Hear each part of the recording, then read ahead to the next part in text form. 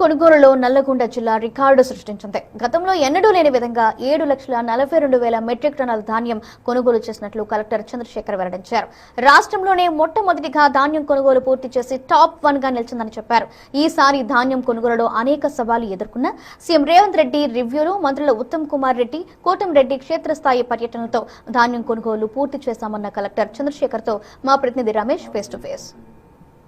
నల్గొండ జిల్లాలో ధాన్యం సేకరణ పూర్తయింది. ఈసారి రికార్డు స్థాయిలో కూడా ధాన్యం రావడం జరిగింది. ఈసారి ధాన్యం సేకరణ విషయంలో అనేక సవాళ్లు ఎదుర్కొన్నటువంటి పరిస్థితి కనిపించింది. ఓవైపు హమాలీల కొరత, మరోవైపు లారీల కొరత, ఓవైపు మిల్లర్లు పేచి పెట్టడం, ఈ విధంగా రకరకాల ఇబ్బందులు కూడా ఎదుర్కొని ఎట్టి పరిస్థితుల్లో కూడా ధాన్యం కొనుగోలు చేయాల్సిందే అని సీఎం రేవంత్ రెడ్డి మంత్రులు వరుస రివ్యూలు చేస్తూ క్షేత్రస్థాయిలో కూడా మంత్రులు పరిశీలించి వెళ్ళడం జరిగింది. నిజంగా ఒక పెద్ద టాస్క్ కంప్లీట్ అయిందని చెప్పవచ్చు. ఇప్పటికే 7 లక్షల పైగా కూడా మెట్రిక్ టన్నుల ధాన్యం కూడా కొనుగోలు చేసి రైతుల అకౌంట్లో కూడా డబ్బులు వేయడం జరిగింది. మనతో మాట్లాడడానికి జిల్లా కలెక్టర్ ఉన్నారు. సార్, ఈసారి రికార్డు స్థాయిలో కూడా ధాన్యం రావడం జరిగింది. ధాన్యం సేకరణ కూడా అనేక సవాళ్లను కూడా మీరు చూడడం జరిగింది. మిల్లర్ల పేచి కానీ, హమాలీల కొరత, అదేవిధంగా మొత్తం అనేక సవాళ్ళు ఎలా ఉన్నాయి?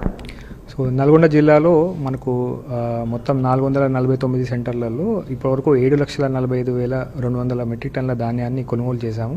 దీని వాల్యూ సుమారుగా 1,750 కోట్ల రూపాయలు మనకి దీని విలువ ఉంది. సో ఇవన్నీ కూడా 449 సెంటర్లో మనకు రైస్ మిల్లర్లకి తరలించి పర్చేజ్ చేసి మనము ఈ కొనుగోలు ప్రక్రియ అనేది మనకు దాదాపుగా పూర్తి చేయడం జరిగింది. సో ఇంకా అతి కొద్ది సెంటర్లలో మాత్రమే కొద్దిగా ధాన్యం ఉంది. అది కూడా ఈరోజు రేపటిలోగా మొత్తం కూడా కంప్లీట్ చేయడం జరుగుతుంది. సో ఈ ధాన్యం కొనుగోలులో ఈ రబీ సీజన్ యాసంగిలో మీరు అన్నట్టుగా అనేక సవాళ్ళు మనకు ఎదురయ్యాయి. సో ఇటు ఇనీషియల్గా మనకు లారీల కొరత, తర్వాత హమాలీల కొరత ఏర్పడ్డది. రైస్ మిల్ల దగ్గర స్పేసింగ్ కూడా మనకు కొద్దిగా ఇబ్బందికరమైన పరిస్థితి ఏర్పడింది.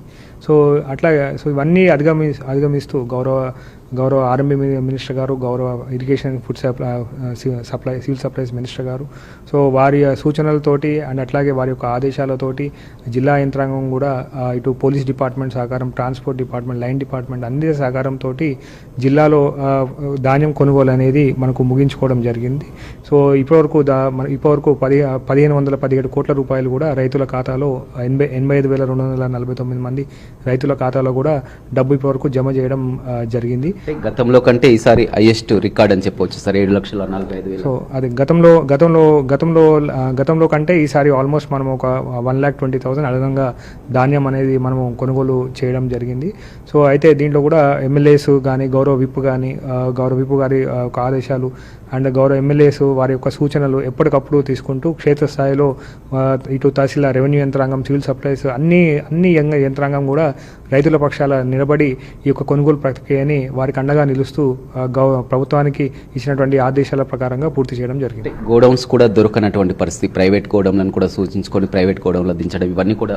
సో ఇనిషియల్గా మాకు ఇచ్చినటువంటి ధాన్యం అనేది రికార్డు స్థాయిలో రావడంతో మనకు రైస్ మిల్ల దగ్గర కూడా ఇనిషియల్గా కొద్దిగా సహకారం అనేది లభించలేదు. సో దానికి ప్రత్యామ్నాయంగా ఏరియా వైజ్గా కూడా ఆల్మోస్ట్ ఇప్పటివరకు 18 godowns, intermediate godowns, AMC godowns, state warehousing corporation గోడౌన్స్ని, కొన్ని కాటన్ మిల్స్ కూడా తీసుకొని అక్కడ ధాన్యం అనేది మనకు దించుకోవడం జరిగింది.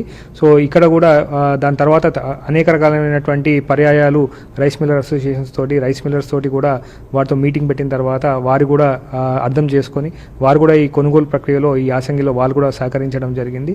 సో ఇట్లా అందరి సహకారంతో మనకు ధాన్యం కొనుగోలు అనేది పూర్తి చేసుకుంటే ఒక దశలో చూసినట్లయితే ఇంత ధాన్యాన్ని కూడా ఏ విధంగా కొనుగోలు చేస్తారని కూడా అనుకున్నాం. ఎందుకంటే కంప్లీట్ 2 నెలల పాటు కూడా మీరు కూడా క్షేత్రస్థాయిలో కూడా విజిట్ చేసినటువంటి పరిస్థితి. సో ధాన్యము రైతులు ఎంతో కష్టపడి పండించినటువంటి ధాన్యము మన దగ్గరికి వచ్చినప్పుడు ప్రభుత్వం అధికారుల బాధ్యత ప్రభుత్వం ఇచ్చే ఆదేశాల మేరకు కొనుగోలు అనేది పూర్తి చేయాలి. సో ఈవెన్ తడిసిన ధాన్యం కూడా మనకు వర్షాలు పడ్డప్పుడు కూడా తడిసిన ధాన్యం కూడా తీసుకోమని ప్రభుత్వం ఆదేశాలు జారీ చేసింది. దాన్ని కూడా తడిసిన ధాన్యం కూడా ఈ రోజు వర్షం పడిన వెంటనే నైటే లారీలు పంపించి వెంటనే దాన్ని బాయిల్డ్ మిల్స్కి కూడా తరలించి రైతులకు కూడా అండగా నిలవడం జరిగింది. రైట్, చూడొచ్చు ఎట్టకేలకు ఒక పెద్ద టాస్క్ అయితే కంప్లీట్ అయిందని చెప్పవచ్చు. జిల్లాలో ఈసారి చూడడం జరిగింది.